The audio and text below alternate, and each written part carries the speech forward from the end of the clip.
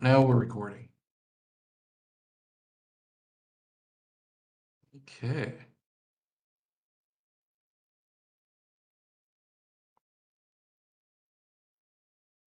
Share my screen.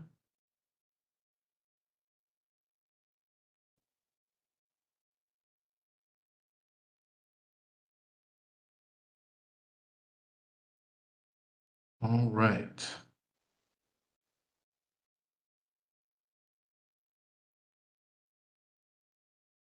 Get the chat box back on. Yeah, I hope so too. I'm with you. Um, maybe there won't be as many people using the internet, or maybe I can just turn off my camera to help with the bandwidth. But I appreciate you guys telling me about any signal loss. So far so good. Knock on wood.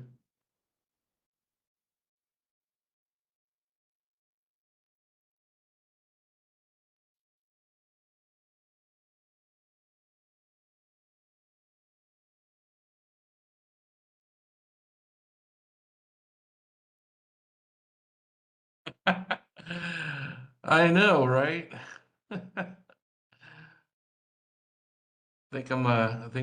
They think I'm doing too well outside of the country. Got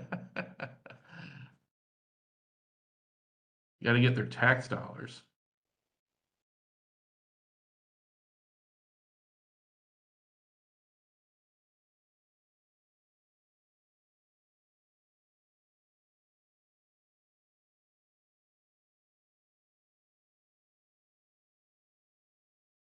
Yeah. Starting about 3 minutes.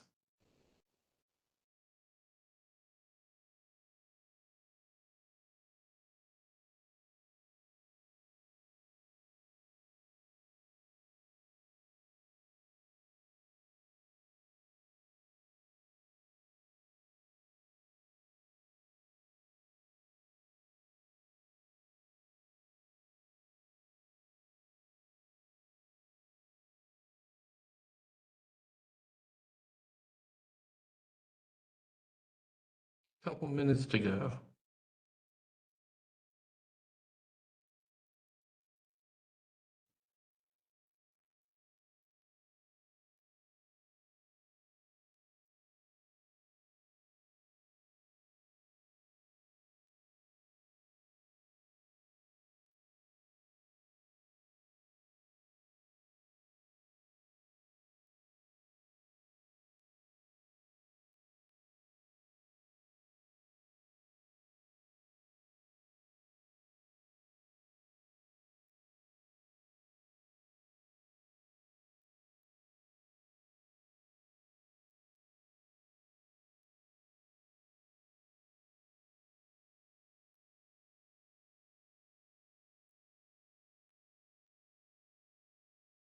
One more minute.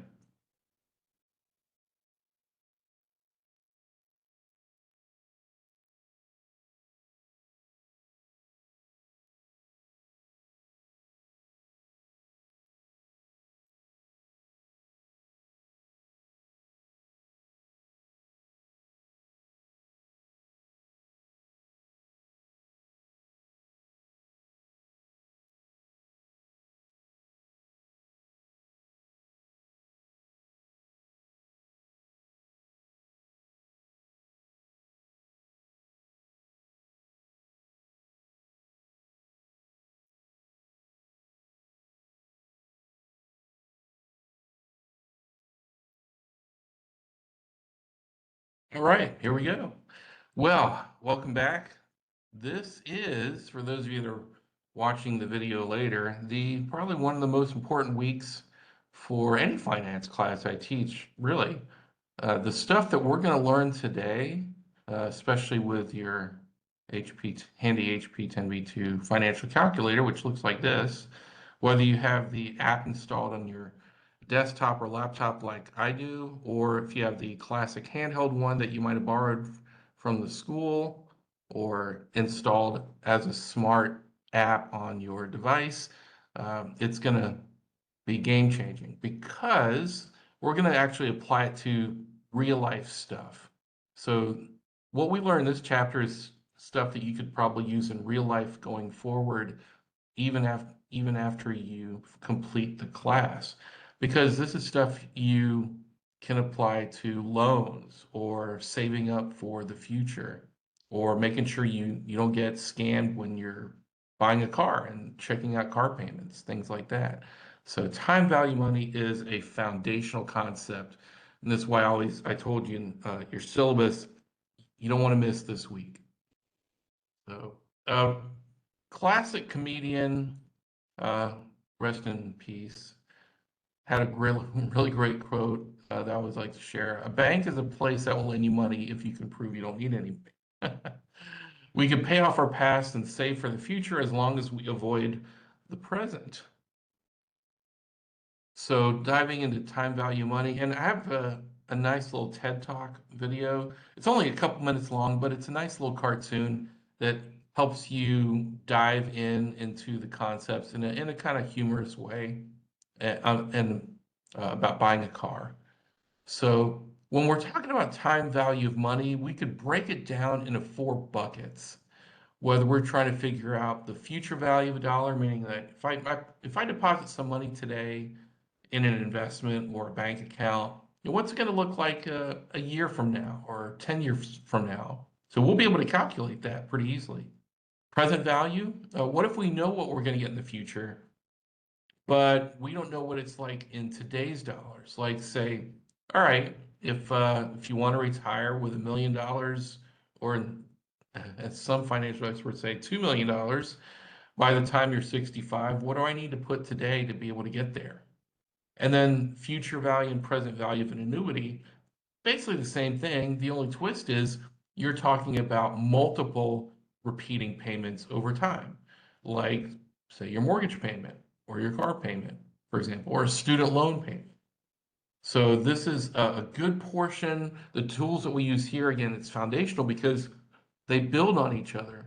If you could lock down and comprehend these concepts well, then you're going to have a much easier time on subsequent chapters of this book. And if you advance into other finance courses in the future, like several of the ones I teach, then this will help you as well. So again, I highly encourage you to take a look at that TED Talk video. It's a lot of fun, and it will kind of give you the basics on how the formula works, working in the background of Microsoft Excel or financial calculator. So let's talk about some of the main characteristics of time value money. One of the first one, which again Einstein says is the eighth wonder of the world, and that's compounding. So the interest that you earn earns interest on top of itself. So that's why if you want to make retirement painful, just start as early as possible because it doesn't hurt you as much when you start early if the money's working for you over a longer period. So you earn interest on both the principal, the initial amount of money that you deposit, and any interest that you've earned previously.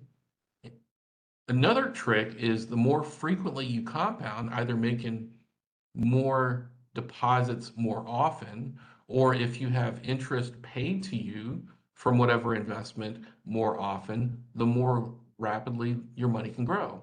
So for my account, I have a little calendar that I've set up to where I'm actually getting paid dividends every single week, sometimes more than once a week. And I take 100% of those dividends and just reinvest it in buying more shares of the same stock. But I've timed it, and I talk about this in Investment Club, to where all the dividends that I get paid in week one, I take those dollars and put in orders to buy shares of stock that are going to pay me in week two. Then I take all the week two money and buy shares of stock that pay me in the third week of every month.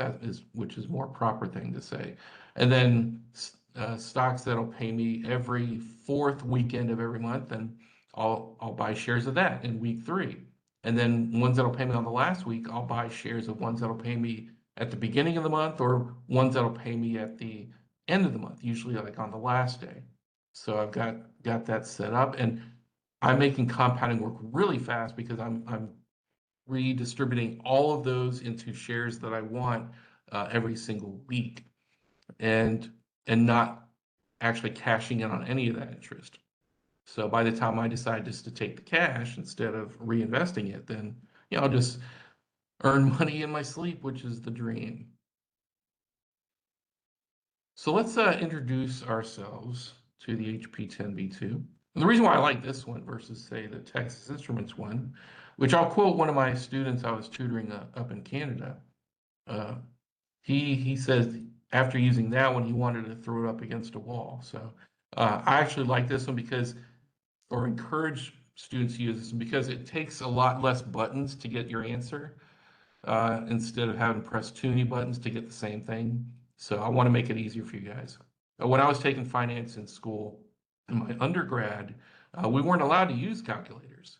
So we had to do all the calculations by hand on paper, and we were allowed a 3x5 card or index card with all the formulas on it, but you still had to do all the calculations by hand. So, when I became a teacher, I go, I'm not gonna not gonna torture my students and make them work out all the calculations by hand, because as a manager, I would rather you come up with solutions quickly rather than spending most of your time just doing the math. It's just not an efficient way use of time, because we have technology. We have financial calculators. We got Microsoft Excel with financial calculations built in. So if you're comfortable using the functions, it's fantastic. And of course, with AI, just makes your work even more efficient. It's not perfect, but it can make your work very efficient these days. So in a financial calculator, if you've opened up a package or if you've just installed it for the first time, then a couple of things might be default settings on your calculator, and it may look like this. So it's going to have 2 decimal places. And so what I'm going to show you, especially those of you watching on re-record, once you set it the first time, then you won't have to keep on making the initial settings every time you turn on the calculator. It will remember. So for precision, you want at least 3 or 4 decimal places to give you an exact answer. Because sometimes, and I intended to do this, you might have answers that are pretty close. So in order to get the right one on a multiple choice, make sure you get it precise. First thing I want to introduce to you is this shift button. So if you take a look at this shift button here, this orange one or red one, depending on the model, that's the only shift button you're going to be using in the class. And so you're going to see the colored ink that matches that shift button. Those are some of the functions that we'll be using. To change the display from 2 to 3 decimal places, I'm going to hit the shift button, and there's a function here right underneath the equal sign on the bottom. So second from the right, and that says DISP, so that's your display, and you can follow along if you like. Once you hit that shift, then display, then you can actually type the number of how many decimal places you want. So in this case, let's say I want 4 decimal places, super precise. I could do that, or generally I keep it at least 3, so I'm going to hit shift, display, and 3. So even if I turn off my calculator, and turn it back on, it should remember, yeah, it's at 3 decimal places. Another thing that we'll be using is changing the number of payments per year, but I'm going to show you that a little later once we get into the problems. Right at the top, these are the functions for all the time value of money that you'll need for this chapter. So, and for all of your homework in this chapter, by the way. So all the homework should look pretty familiar with what we go over in class. You're not going to be shocked with anything we didn't cover today. So as long as you have at least 4 of the 5 variables that you could solve for, then you could use the calculator or Excel to solve for it. So you just need 4 of the 5 and you'll be good. 3 of the variables here, present value, which is PV, Uh, PMT, which is payment, so multiple payments, and then FV, which is future value. Those all represent cash flows. So I/YR is your interest rate, and N is the number of periods. So this represents time. One little quirk on any financial calculator, and it doesn't matter which brand it is, whether it's Hewlett Packard or Texas Instruments or even Microsoft Excel, at least one of these three variables should show a cash outflow, whether it's the one you're solving for, which will or one you have to enter. And what I mean by a cash outflow is it's going to look like a negative number. Think of it as cash coming out of your pocket to say pay a credit card bill or deposit in a bank account. That's what it means. So if you have to input it as a cash outflow or a negative number, don't use the minus sign because that means subtraction. Use this plus minus sign here. So that's the fourth button from the top all the way on the left. So using the plus minus sign, so if I want to change $70 as a payment, just type $70 and just press the plus minus key and it'll show a cash outflow. So that's all. So if you enter all your variables and you get an error message on the screen that says no solution, then that's why you forgot to make one of your variables a negative number or a cash outflow. So good pro tip if you're doing your homework at home. Sometimes it's good to draw timelines. So timelines just showing where the cash is going in and out. So some of us are visual learners. And so I think that's it for that slide. All right, let's break it down. Bucket number one, future value. So we're taking the value of a single payment in the present and bringing it into the future. So this is the actual formula that's working behind the scenes in a financial calculator or in Excel. So P sub 0, and basically these subscripts, by the way, always refer to time, a time period. So sub 00 usually means today,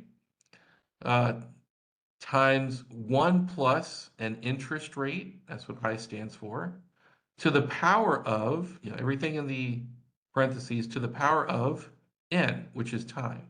And then this will give you the future value of $1. So let's plug in some numbers in here and we'll check out how it works. So what's the future value of $100 at 5% interest compounded annually in 20 years? All right. So one of the first things you want to do is make sure your setup is correct for your HP 10B2. And you want to set it up to one payment per year. And let me explain that. So what we mean by payments per year is how many times are you getting interest accrued or interest paid out? For beginning simple problems, it's going to be one payment per year. By default, your calculator is actually set up to 12 payments per year. And how did I know that? A good habit whenever you change problems is to clear your memory on your calculator. So clear any data that might already be in there. And how you do that is just press the shift key and then the button right below it, which is see all or clear all, and that'll clear your memory. One little thing about the classic calculators versus the app from the App Store is that if you hit shift clear all, it'll flash briefly on your screen how often the calculator thinks you're compounding money. By default, it's calculating at 12 payments per year or monthly. So we want to switch it to annual or one payment per year, or in this case, one interest payment per year, and that's going to be one, press the number first, then shift, then payments per year. And the payments per year button that you want to use, which is P/YR or payments per year, is the second button from the right, all the way at the top. So as to double check, you just hit shift clear all, and now it's flashing one payment per year. Voila. The nice thing about the app, if you downloaded the app from the App Store instead, and I downloaded it to my iPad years ago, is it'll automatically just tell you on the top of the screen 1 payment per year, or 12 payments per year, or 2 payments per year, for example. So you don't have to hit Shift Clear All to do that. So nice little advantage of the app. So once I set that to 1 payment per year, and how do I know to do that? Well, look for clue words in any homework problem you have. Look for clue words, whether it says annually, that's once a year, or semi-annually, that's twice a year, or quarterly, that's 4 times a year. Just set your calculator accordingly first before you input the numbers. So in this case, we set it to annually, which is 1 payment per year, because I saw a little clue word here in the problem. Present value, well, we're depositing $100 today. But conceptually, knowing that one of these dollar amount variables needs to be a cash outflow, makes sense that the money we're depositing, that's a cash outflow, right?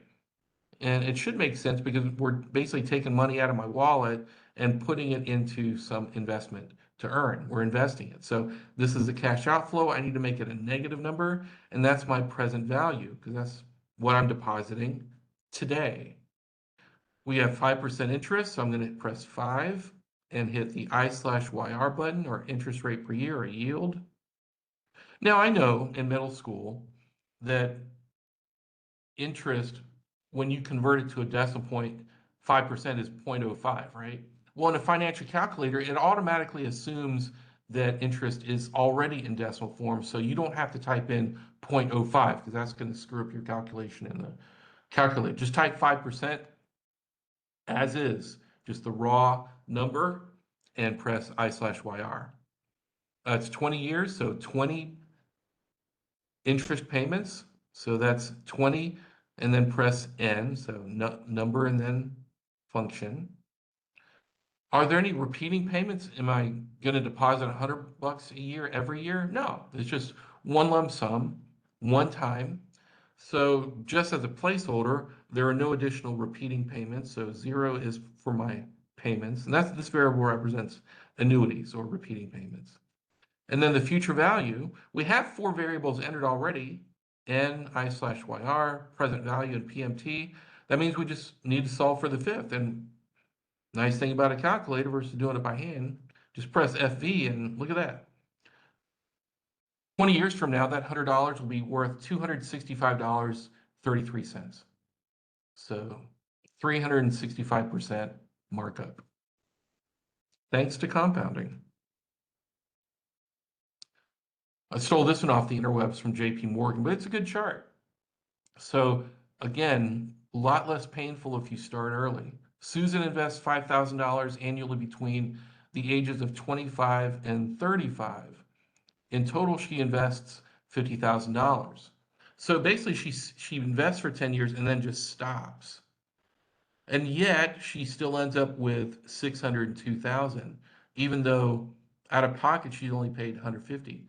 Bill invests $5,000 a year, the same $5,000 a year, between 35 and 65. So he doesn't stop, but he starts 10 years later from Susan. He actually still ends up with $60,000 less than she does, even though he put in 3 times the amount of money. Chris starts at age 25 like Susan, but he didn't stop and continues till he's 65. So out of his pocket, he invests $200,000, which isn't that much more than Bill. But look at this. He ends up with 1.1 million. Again, JP Morgan numbers. I mean, I have a chart that I use in personal finance when I teach personal finance in person, where I show you even 1 year makes a difference. I show how much tens of thousands of dollars you lose if you wait till you're age 21 versus 20, or age 31 versus 30, or 41 versus 40. 1 year can cost you tens of thousands of dollars. And if it sounds like I'm trying to scare you, yeah, I am. Here's one, 25 versus 35. What if we flip it around and take a look at how painful it is per month? If you're 20 years old, I'm working my part-time job while I'm in school. To get to $1 million, if $1 million is your goal, then it'll be $361 a month. not a light sum. It's a big chunk. But you say no today, so you can say yes to whatever you want to do in the future.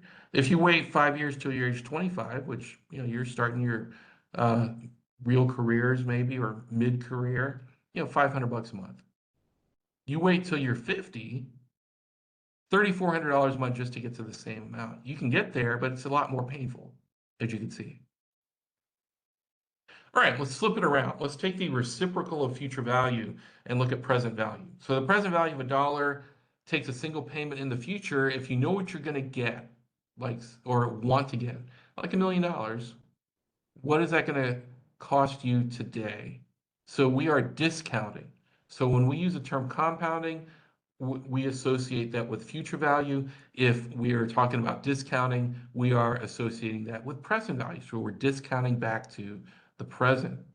So the formula looks very familiar to the future value one, except we're just taking the reciprocal of it. We're just flipping it upside down.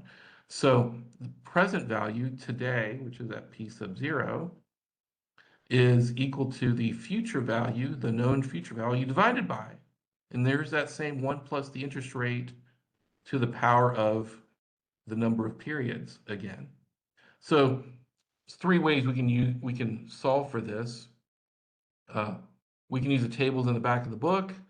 Again, no one's carrying around the textbook with them. So it's very easy. You can just look up the interest rate, look up the number of periods, and then you get what's called the present value factor, and whatever dollar amount you know of. But it's in Excel, excellent choice. You can use the present value function, which is built right into Excel. And then I use the HP 10B2, pretty quick also, which is this PV function, clear my memory, good habit, PV function right in the middle on the top row. That's what we're solving for.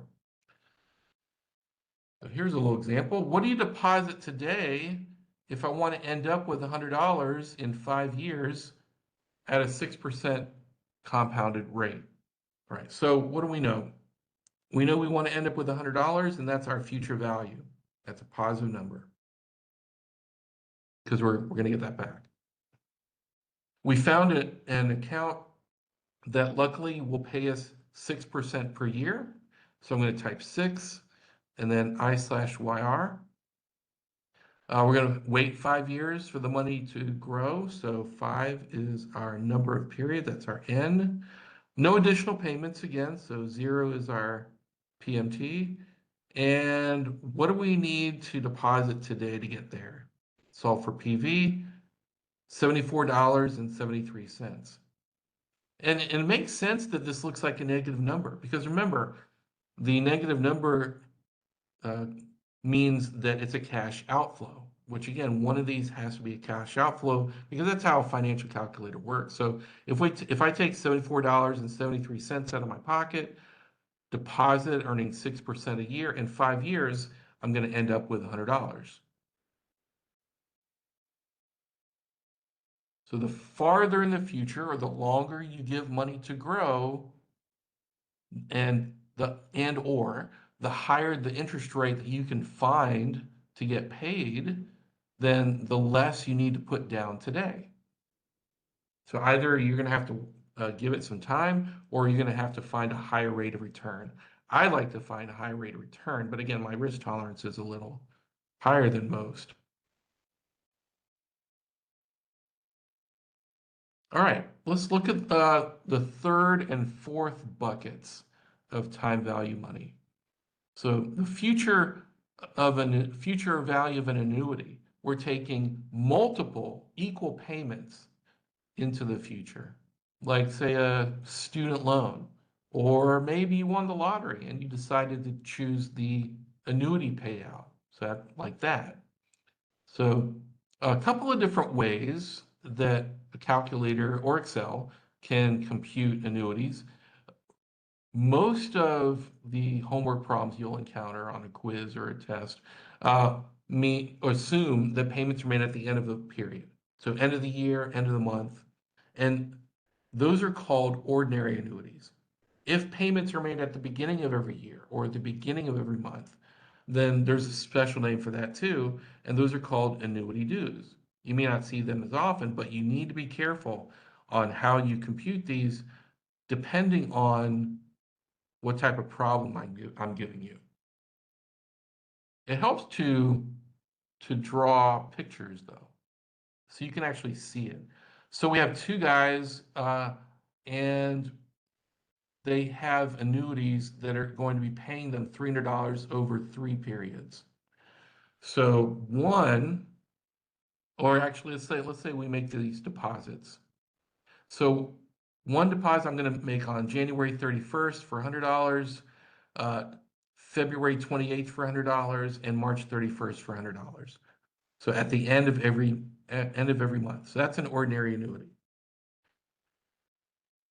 What if we had guy number two, he decides to put the same $100 a month, no different than guy number one, except he just decides the timing is different. So he's going to deposit $100 in the bank on January 1st, February 1st, and March 1st. Who's going to end up with more money? And I think you could probably guess that guy number two is, and that's the annuity due, because with guy number two, he's depositing it on January 1st. By January 31st, when guy number one puts in his first $100, guy number two has already earned 1 month's worth of interest. He's always going to be ahead.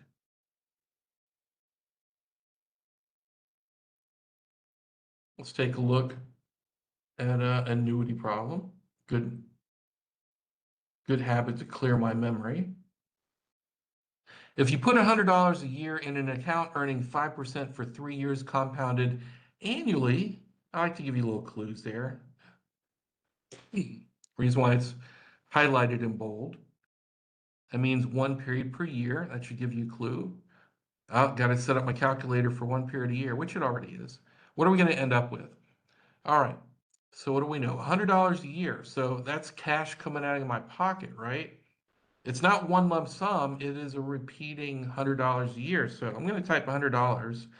I'm going to show it as a cash outflow. I'm going to make that a negative number. And since these are repeating payments, then the variable I'm going to enter that in is PMT, or payments. We found an account paying us 5% per year. So, okay, 5%, and that is our interest rate, or I. 3 years, that is our time. So 3 payment periods, or 3 compounding periods.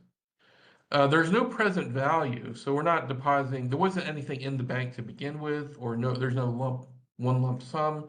So I'm just going to put 0 for my PV. What are we going to get? That if we put $100 a year, every year for 3 years, we're going to end up with $315.25. So not too bad. I know it doesn't sound like much, but it starts to get more dramatic the more years you let it grow. There is a FV function built right into Excel as well. Make it easy. Now, the one catch with Excel is that unlike a financial calculator, you do have to put your percents in decimal form. Other than that, Excel's brilliant. The longer you have to wait, once again, or the longer you give money to grow, or the higher the interest rate you're able to find, then the bigger the future value is. So this applies to annuities too. Present value of an annuity, let's go ahead and flip it on its head. So we're taking the reciprocal of the future value of an annuity. This is kind of like lottery winnings. So let's use that as an example. If you won $1 million in the lottery, you decided to take the lump sum instead of 10 $100,000 payments. What do you get? So one way we could do this is we can set the million or the $100,000 payments as our PMT. So one thing that they didn't give you in the problem is the future value, but if you think about it, really. After they pay you all the annuity payments, what are they going to have left in your lottery account? Nothing. So it should be depleted. You deserve to get all that money. So the future value is going to be zero. The payments, so it's $100,000 of payments. I'm actually going to make this a positive number since you're the lottery winner. You're the one getting the payment, so that's cash coming to you. So since those are repeating payments, I'm going to make that my PMT. The interest rate. Oh yeah, I should have reworded this to illustrate that the interest rate that the state of Florida can earn on their bank account is 6%. So that is our interest rate. There's going to be 10 years of payment, so 10 is going to be our N. And so what does the state of Florida need to, or Powerball, need to deposit in their bank in order to afford to pay you those 10 lump sum payments? If you hit PV, that's $736,008.71. Why isn't it $1 million? Well, since they don't need to pay you the million all at once, they just need to put in enough so that it'll earn interest to be able to afford the $100,000 payments as they go. Because after 1 year, they've only paid you 100,000, then the rest of the money can still earn interest to continue sustaining the $100,000 along the way. So that's how it works. That's why whenever you see someone win, the huge lottery $1 billion prizes, they usually take the lump sum, but that's why. It's because of this concept. They are taking the annuity or the present value of the annuity for a lottery. Higher interest rates result in lower present values. Yeah, if you can earn a higher rate than if you're investing, then you don't have to set aside as much. Longer time periods increases the present value because more payments are received. Yeah, it does, and you could flip that around too because that hurts you if you're making payments, say paying something off. Mortgage payments, Excel is actually superior to using the financial calculator. Financial calculator is great because you can solve for the payment, but you can set up an amortization schedule, and this is how your mortgages work. So every time you make your mortgage payment, especially in the early years, most of the money from that mortgage payment is going towards interest. And a wee little tiny bit, and you can't see my little fingers holding a little tiny bit right now, goes towards the actual principal. So after several years by, every subsequent mortgage payment, more of it goes towards the principal and less of it goes towards interest to the bank. And why is that? Because as you start paying off the principal little by little, the amount that you owe on your mortgage is less and less each year. And whenever interest is calculated on your balance, it's calculated on an ever shrinking balance. So when you've almost paid your mortgage off, most of your mortgage payments every month in those last years goes towards the principal. So the amount going towards interest starts falling, and the amount going towards principal starts increasing. So it goes in reverse. And of course, if you want to pay it off earlier, just make some extra payments. Yeah, extra payments are awesome. I actually paid off my 15-year mortgage early a couple years ago, maybe almost 3 years ago now. During the Great Recession of 08, 09. Oh, that's awesome, Matt. 08, 09, actually, when interest rates fell to jumpstart the economy, I refinanced from a 30-year mortgage to a 15-year mortgage. So yeah, my monthly payments went up, but the amount of interest I was paying was almost 130,000 interest if I kept the 30-year mortgage. But when I refinanced to a 15-year mortgage, my total interest paid on the mortgage would have been less than 40,000.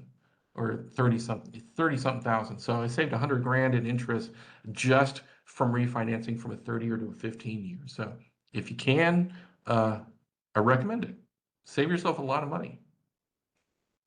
Only went up a little. See, that's even better. If you could get if you can just get a nominal increase in payments, but significantly save on the interest and pay it off early, man, you're winning. That's awesome. All right. We can also use time value money when it comes to loans. So this is a simple model. And by the way, if you look in the supplemental file folder in your Canvas class, I have an example model of an amortization schedule you could play around with in Excel. So here's how that works. Let's say we borrow $80,000 and the bank charges us 8% for this loan. Or we need 2% or better to rate. Yes. Usually, yes. And you should live in the home long enough to make especially if you have to pay closing costs, make sure that it's worth your while as well. Term of the loan, 25 years, no future value since the loan's repaid. Amount of the end payment. All right. So let's assume that our annual payments on this loan is $74.94.30. So here's how an amortization schedule works. And again, you can play around with it in my Excel model. You got a 25-year loan. So the payments, again, just as a reminder, are $74.94.30. It's an $80,000 loan. So 8%, which is our interest rate, that's annual interest of $6,400 in year one. Well, the rest of your mortgage payment is the difference between the interest and the monthly payment. So $74.94.30 minus $6,400 of interest that year means that you're able to eat into your principal of $1,094.15. So by the end of the year, you only owe $78,905.85, not the full 80,000. So if I multiply 78,905.85 times 8% interest, then the amount of interest that you owe in year two is only 6312. Notice that the amount that you get to drop your what you owe starts creeping up. So now we can reduce the principal that we owe by 1181.68, and at the end of year two, we only owe 77,724.17. So next year's interest is going to be less because 8% of a smaller amount is going to be, about $6,000. So it's going to start creeping down until your last year's interest payment, the bulk of it goes towards principal and you've paid it off. Roughly. There'll be some rounding in there usually. Now there's also a non-annual compounding. What if, and this is more realistic actually, what if you earn interest more frequently than once a year? Semi-annual? Okay, yeah, twice a year. Quarterly? Look for these clue words. What about monthly? Say you got a credit card payment or a student loan payment. So you have more frequent compounding. Now, rule of thumb, and you probably want to write this down, hint, hint. If you ever encounter a problem where there is compounding more frequent than once a year, you should probably do at least two things. I'm going to pull the calculator picture up here for you. You need to do a couple of things. One, adjust your calculator accordingly. Set your payments per year accordingly first. So let's say it's quarterly. So I'm going to type 4, then shift, then payments per year. So it should, if you have the app, it'll say 4 payments per year at the top. If you hit shift clear all on the classic calculator, it'll say 4 payments per year. What about monthly? Well, 12, then shift, then payments per year. Set to monthly. I could do weekly. 52, 52 weeks a year. Shift, payments per year. There you go. Could do daily. I can do daily compounding, 365 days if you want.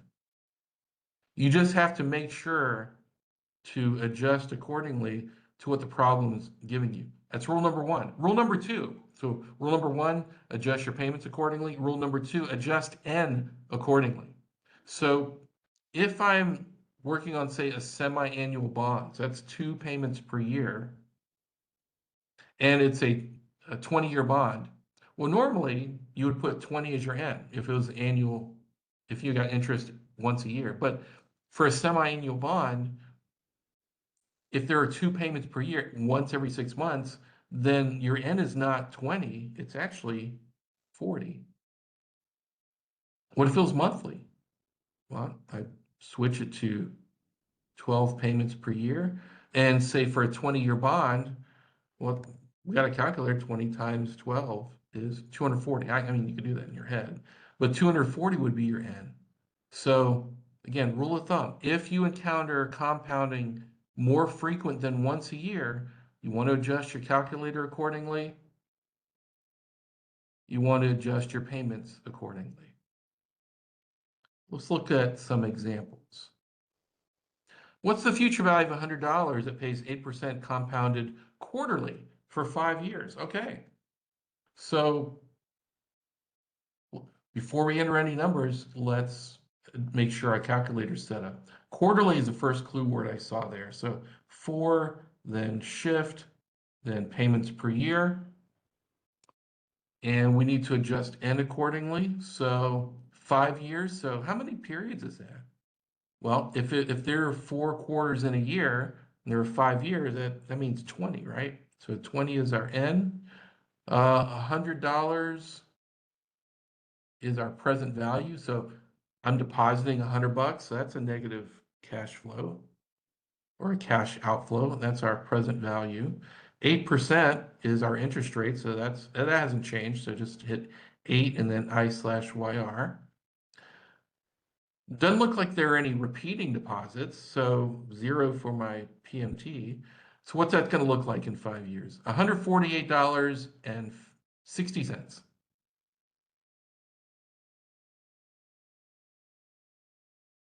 So again, adjust semi-annual, quarterly, monthly, doesn't matter what the number of payments are, adjust your N, adjust your setup.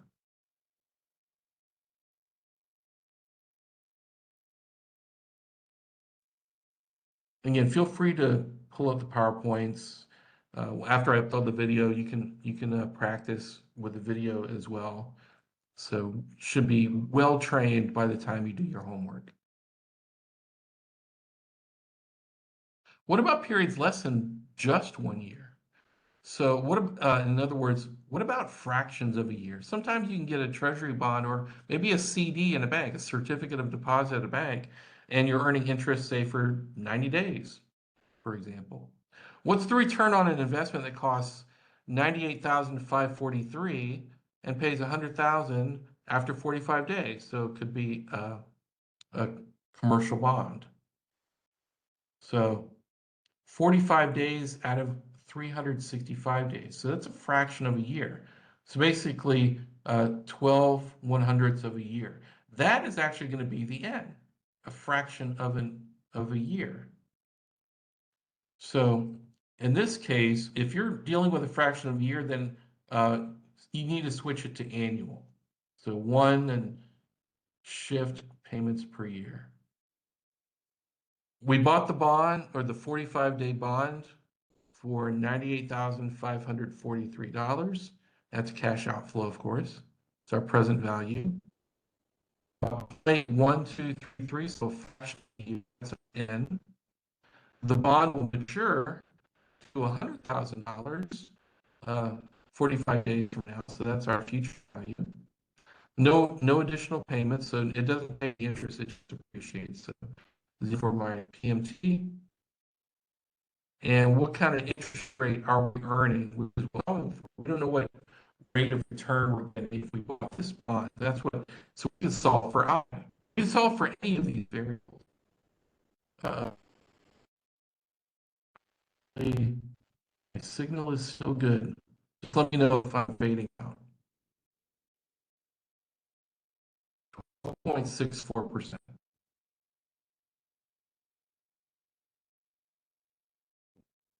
Okay, so now that we've gotten a pretty good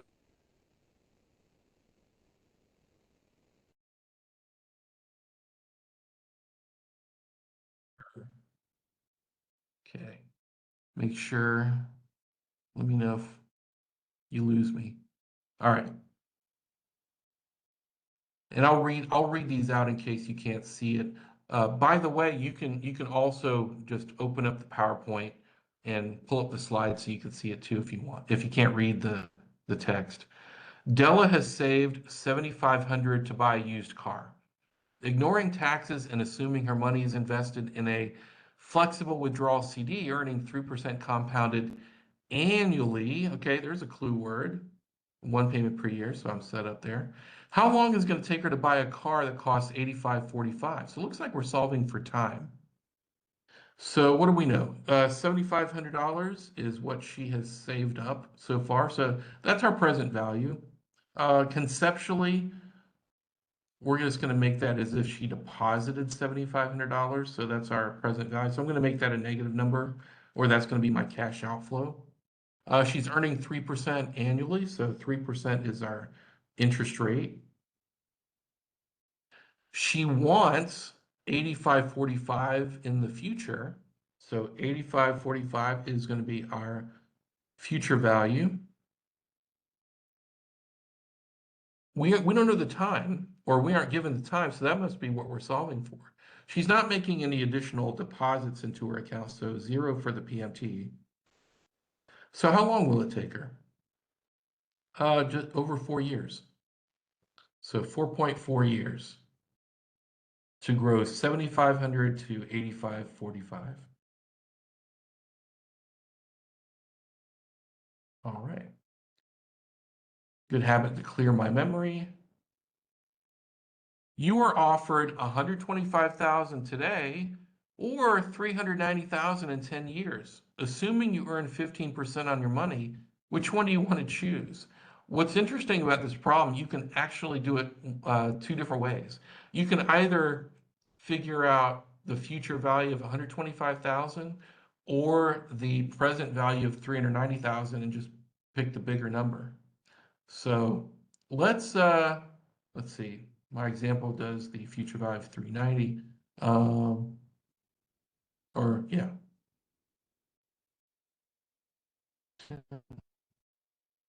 First of all, in the example, I'm going to do the other way just to show you the same.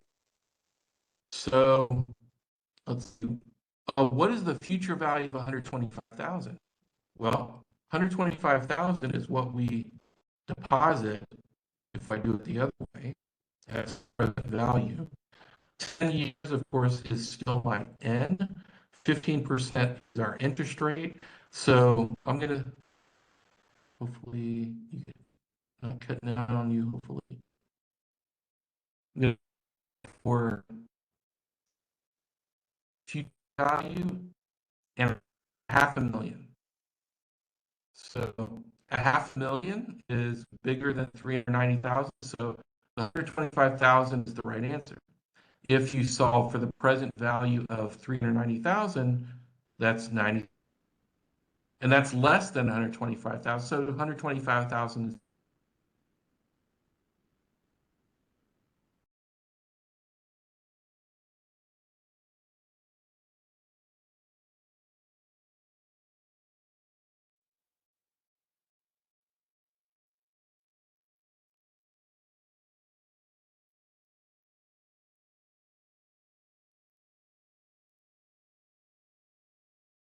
all right.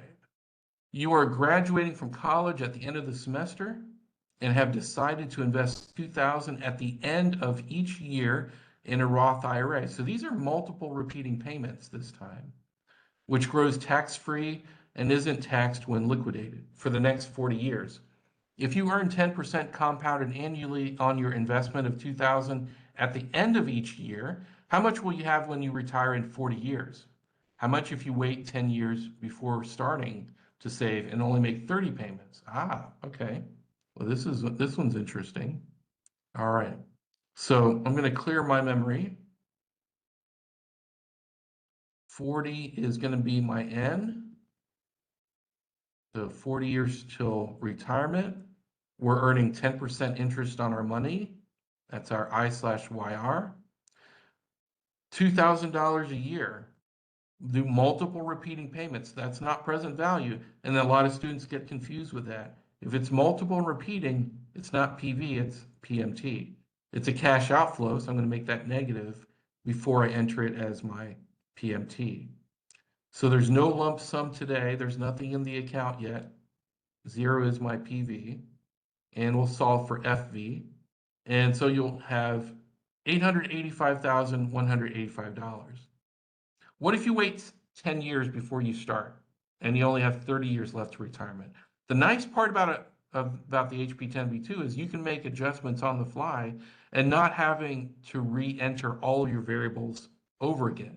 So if I'm only changing one thing, which is time, so 30 years instead of 40. So 30 is my new N. I can just recalculate future value. Voila. 329,000. By simply delaying your investments for 10 years, you end up earning less than half. So not that great. So start early if you haven't already. Here's more practical one for loans. How long will it take to pay off a loan of $75,000 at an annual rate of 9% compounded monthly if you make monthly payments of $950? Ah, okay.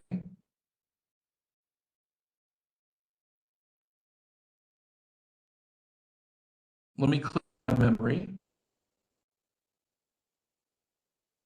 And there's a clue word here that I highlighted, monthly. So that means 12 payments per year, right? So I'm going to change my setting. So 12, then shift, then payments per year. So I'm set to monthly. And since we're looking for time, we don't have to change N because that's what we're solving for. All right, so a loan of 75,000, that's our present value. That's how much we owe on the loan. That's our loan balance. That's our PV. It's a positive number because which is the negative number in this case? That's going to be our payments, right? Our payments, our monthly payments is what the cash outflow is. The loan makes us pay 9% interest a year, so that's our interest rate. The monthly payments, so these are repeating payments. That's a cash outflow, and that's our PMT. Now, here's a tip. Usually on a loan problem, they're probably not going to give you the future value. Notice it's missing from your problem, but it doesn't matter. Doesn't matter if it's a home loan, student loan, car loan, boat loan. The future value, if they don't give it to you, is always going to be 0. 0 is your future value. Because it makes sense. If you think about it, how much do you want to owe on the loan when the loan's paid off? Nothing, right? So 0 is always going to be your future value. If they don't give it to you on any loan problem, just put 0 for your future value because we want to pay it off. So now that we have our variables in there, 120 years, no, just kidding. 120 periods is how long it'll take you to pay off this loan. So since we're monthly, that means 120 months. So basically 10 years. You just need to divide that by 12.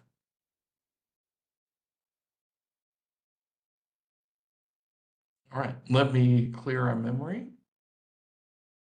Don has a 4936 debt balance on his Visa that charges 27% compounded monthly. And while that seems pretty high, take a look at the fine print on your credit card. That's actually not uncommon for 20-something% interest on a revolving loan.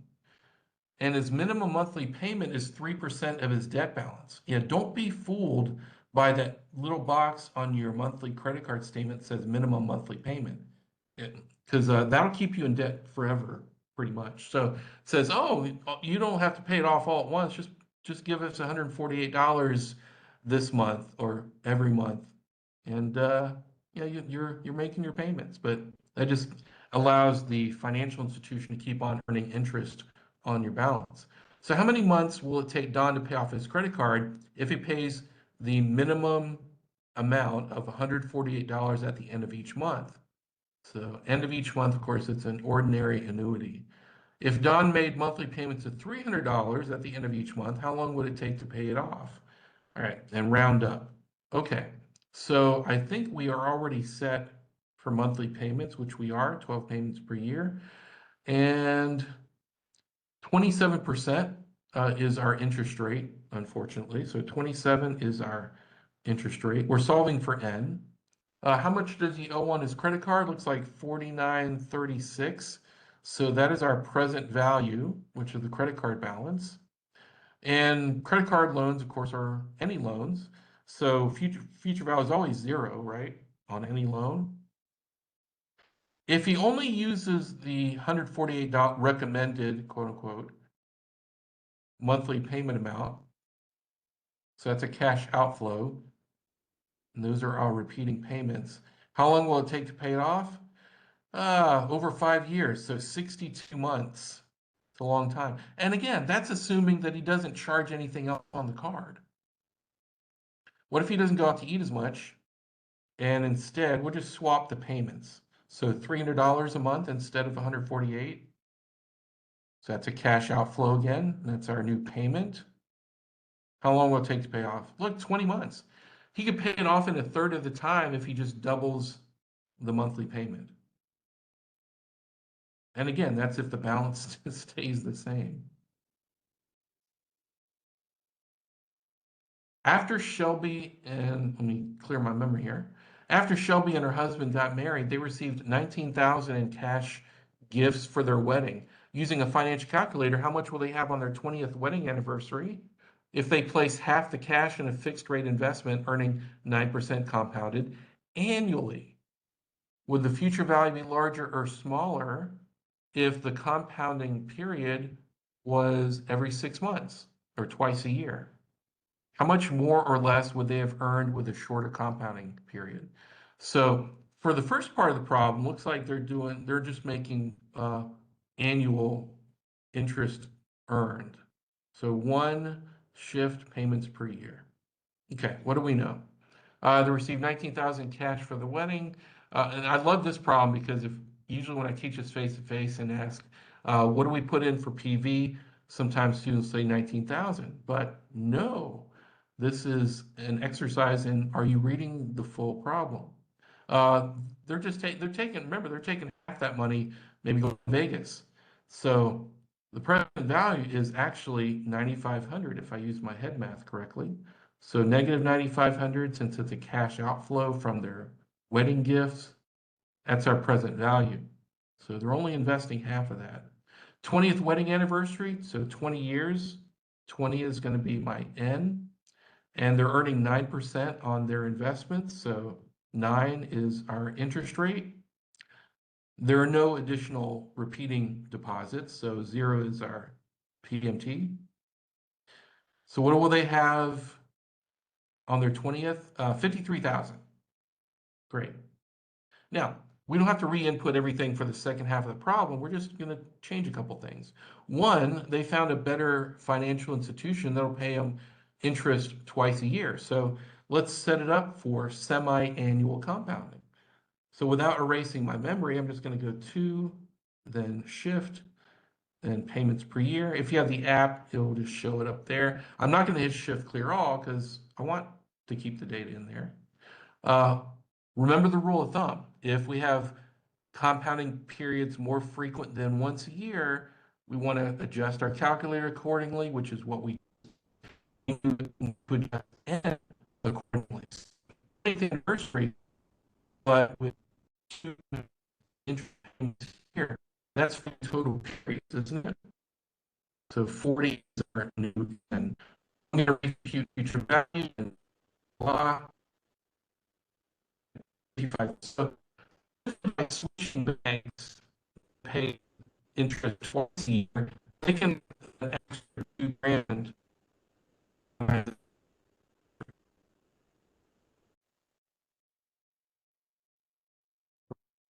Still, all right, guys. Oh no, lost the. Oh no. All right. Try tweak data here. Breaking up. Okay. Let me see if I can fix something.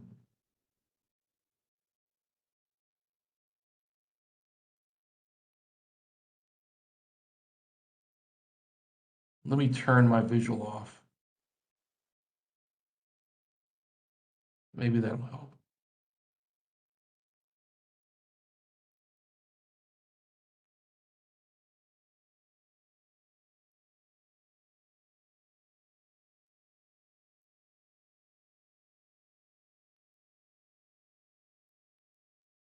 All right, let me try one more time.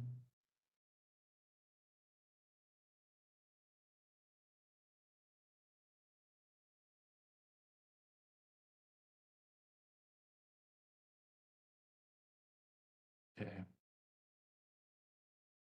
Let's see if that's, oh, let me turn this off. All right, let's see if that's a little better. Just let me know. Okay, Luke just turned 25 and he wants to have 10,000 saved. Oh, good, good. Thanks, Matt. Luke just turned 25, wants to have 10,000 saved by his 30th. Assuming no additional deposits, if he currently has 7,200 in a bond fund earning 3%, will it reach his goal? If not, what rate of return is needed to reach his goal? So again, we can solve for other things other than dollars. So let's see, let's assume annual. So one shift payments per year, because it doesn't say otherwise. 25 to 30, so that's 5 years. So 5 is going to be my N. His goal is to have $10,000 saved. He has $7,200 saved now, so 7,200 is the PV, or his interest rate. He's earning 3% with no additional payments. So in 5 years, what is that worth? So I'm going to solve for FV, and he's only going to end up with 8,300 in 5 years. He wants 10,000, but that 3% on the bond is not cutting it. So what do we need to do? Well, it sounds like we need to get a better interest rate. But we don't know what interest rate is going to get him to the 10,000. So without erasing the memory, let's just swap out the future value. If he wants 10,000, let's shoot for 10,000 as the future value. Everything else being equal, what interest rate will he need to get there? If you press I/YR, that's 6.8%. So almost 7%. Basically double the bond what the bond fund is paying. And again, more of a personal finance thing. Inflation came out, or at least for producer price index, came out a little higher yesterday. So well, I guess yesterday to me, today for you. So you always want to be in inflation when you're investing. So you want assets that'll grow faster than the rate of inflation. Sometimes the little interest that you're getting from a CD or money market or some cash preserving investment's not going to get you there. If you need cash within the next 12 months for something you're going to pay for, great. CDs, savings accounts are a good place to park your money, but bonds, those are not the places you want because inflation will eat you alive. So you want assets that are going to grow to beat inflation for cash that you don't need to touch for a while. So again, people think, oh yeah, it's low risk investments with these. Well, one, yes, they are by definition, investments, but you are still exposed to inflation risk. So, my little personal finance editorial right there.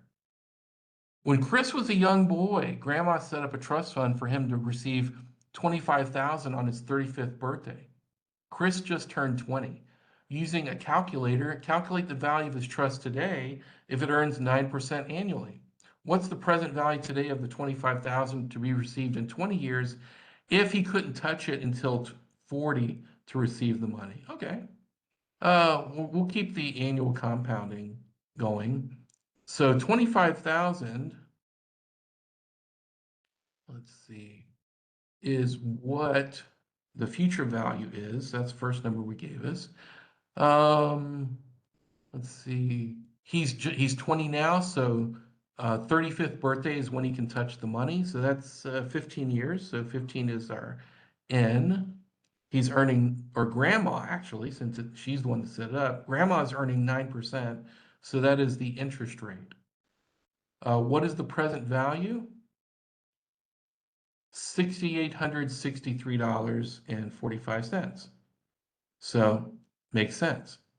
So in English, what that means is Grandma would have to deposit $68.63.45 today into an financial institution that'll pay her 9% annually if Chris is going to end up with $25,000 when he's 35. If Grandma says you can't touch it until you're age 40, what does she need to deposit today? So let's just swap out 20 years instead of 15 years for N and recompute present value. So the present value changes. Notice that it's less, 44.60. That means that Grandma doesn't need to deposit as much in the account to get the same 25,000 if she allows the bank to earn interest for 5 years longer. Okay, cleared the memory. Sierra is 60 years old. Oh, this is a nice problem. She has $450,000 saved to supplement her pension and Social Security and would like to withdraw it in equal annual dollar amounts so that nothing's left after 20 years. Not bad. How much can she withdraw each year if she earns 7% on her money? So basically, she's paying herself an annuity by drawing down on her savings. So, and she wants to spend it all at the 20-year mark. All right. So she has 450,000. I'm going to make that the present value. I'm going to keep it positive. I'm just going to assume that the payments are going to be the drawdowns or the negative number. 20 years is how long this needs to last. So that would be our N. She's earning 7% on her money. So 7% is your interest rate. And there should be nothing left at the end of 20 years. So that's what the future value is. So she wants to spend it all at the end of 20 years. So what can she afford to pay herself? Basically, that's what we're solving for. That's what the PMT is. Click PMT to get $42,477. Is that pretty good? Well, it really depends on where you live. That's not going to cut it in Honolulu or San Francisco or New York City, but it'll go a long way here in Vietnam. I'll tell you that. All right, last one. You guys know I'm a Simpsons fan. Bart Simpson, who's been married for 20 years, would like to buy his wife an expensive gold and diamond necklace for their 30th wedding anniversary. Assume the cost of the necklace will be $13,743 in 10 years. Bart has $5,400 to invest. What annual rate of return must Bart earn on his investment to accumulate enough money to pay for the necklace? All right, so we're looking for our rate of return here. So they've been married for 20 years. He's saving up for their 30th. That sounds like 10 years. So 10 is going to be our N. He needs 13,743, such a very specific number in the future. So that's going to be our future value. So 13,743. He has 5,400 to invest. So that's cash coming out of his pocket. So that's going to be a negative number. It's a cash outflow. And since it's one lump sum, that's our present value. So to find the annual rate of return he needs, or what rate of return on an investment, we're going to solve for I/YR. Oh, I forgot to make everything negative, didn't I? There we go. I forgot to add there are no payments. So 9.792, so just about a 10% rate of return. I'm actually glad that the error came up, because when it said no solution, that means it just saw and it didn't have enough negative numbers or enough data to solve the problem. I just need that one filler of 0 PMT, and that was it. Or sometimes if you forgot to switch the symbol, it'll tell you that too, so the no solution. All right. So that should be a sufficient amount of examples for you to do pretty much any of the homework assignments, so there should be no surprises. Use whatever method you're comfortable. If you want to do the formulas by hand, which amazingly enough, some students still do, that's awesome. That's great. The HP10B2, very quick. Excel, excellent. Very dynamic, especially with larger groups of numbers as well. And all of those functions are built right into Excel. You can use the tables in the back of your book. You could use, there's financial calculators that are built into websites as well, totally free to use, and should give you, if they're working correctly, and if you input them, the data correctly, the same answers for those. So before we head out, any questions? It's almost spring break, just a couple more weeks. I have a couple more classes, and then you guys get to relax for spring break. All right. Well, I will see you next Friday, and hope you have a restful week. Stay safe, everybody. Thanks. Thank you. Thanks, Morgan. Good night. Good night.